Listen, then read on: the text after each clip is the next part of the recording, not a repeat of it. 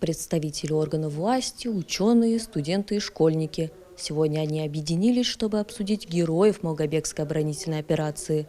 Специалисты из различных областей подготовили доклады, посвященные бессмертному подвигу Малгобека и важности сохранения исторической памяти. Начало круглому столу было положено со вступительной речи директора института Джамбулата Оздоева. Он отметил, что мероприятие посвящено важной дате – 80-летию победы в Великой Отечественной войне.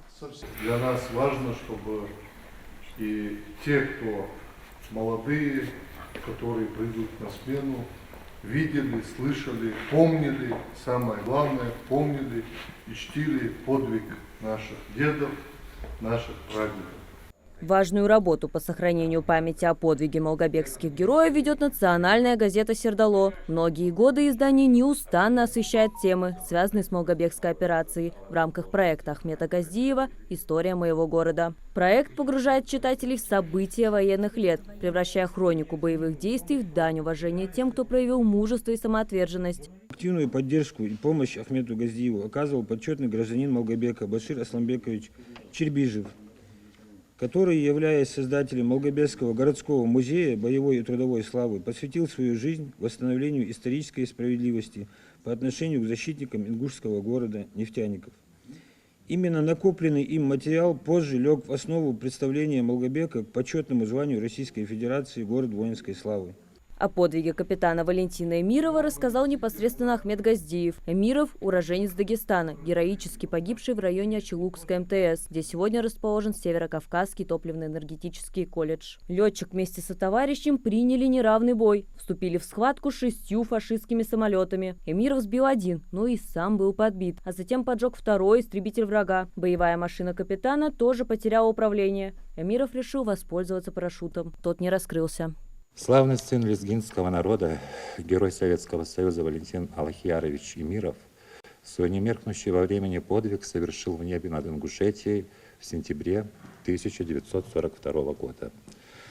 Как раз в это время здесь завязывалось одно из ключевых сражений кровопролитнейшей битвы за Кавказ – легендарная Малгобекская оборонительная операция. К 9 мая на территории колледжа имени Цурова в Нижних Ачелуках планируется открыть памятник, посвященный Валентину Эмирову. Именно здесь, по данным поисковых отрядов, изначально был захоронен летчик. Мы инициировали такое, повторное обращение в Министерство обороны, что это место должно быть увековечено и памятный знак, что там должен стоять.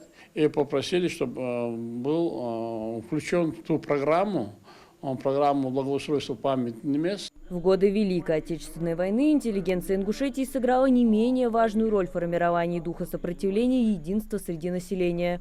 Победа в этой страшной войне стала результатом совместной борьбы всех слоев общества, и на группу людей легла особая ответственность. Агитационная работа в этот критический период была не просто важной, она была жизненно необходимой. Интеллектуалы, писатели, ученые и культурные деятели активно включились в процесс, стремясь донести до каждого человека простую, но мощную истину. Победа сама по себе не придет.